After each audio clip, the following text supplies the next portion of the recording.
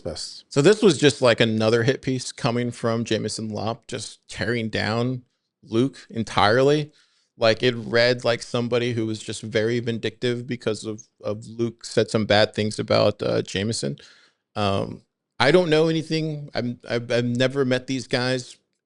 I don't. But to me, when I read through this, I was just like, this is disgusting, dude. Like, why would you go out of like look the amount of research? So the amount of research, the amount of time, the amount of attention, the amount of detail, the amount of screenshots. Like this looks like somebody spent an inordinate amount of time really looking into this guy and like really going deep on this guy. Like this is not something you just do like in a couple hours.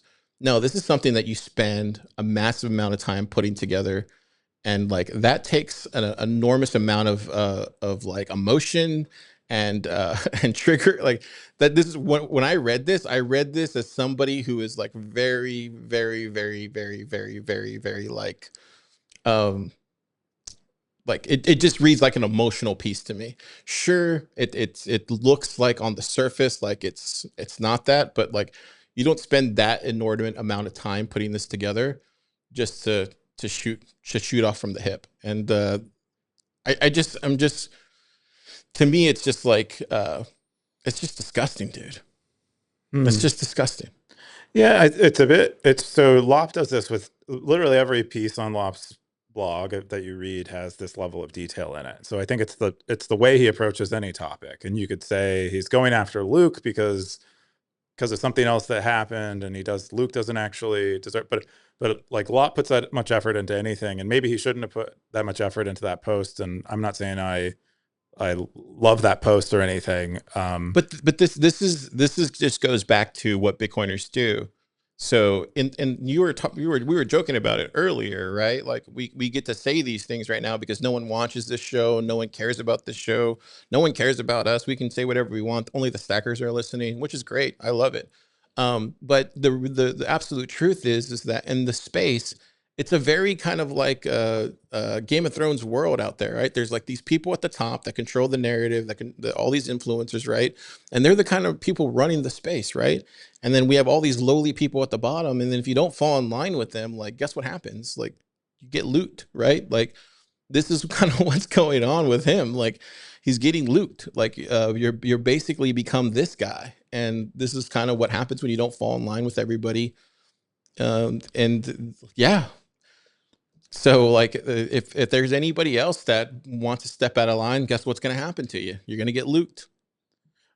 So one thing I will say about that post is, while it does like, I think, take a lot of things from the context they were in, and catalog them and kind of stack them up as like, look at all of these offenses Luke has done, without maybe giving a lot of time or space to positive things that Luke has done.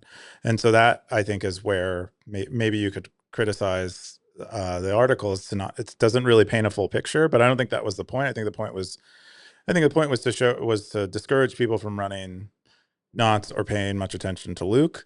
And whether people should or not, I'm not really the person to say. What I mostly got from that when I was reading it is just how contrarian Luke is. He's like a super he's his like superpower. He has like a superpower level of contrarianness. He's like, it's incredible how willing he is to hold a point of view that is different than nearly every larger group. I thought that was pretty cool. So I came away with it from something positive about Luke. Um, I think I would have, where I didn't really like it was where it went into um, Luke's beliefs that don't relate to Bitcoin.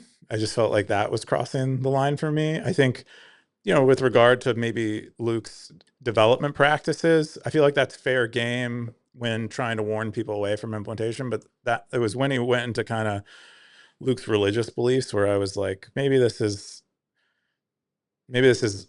trying to hurt his character too much. But To this me, is just all drama, though. well, So it's to me, it's like to me when I look at all this, to me it just looks like a coordinated attack on a guy.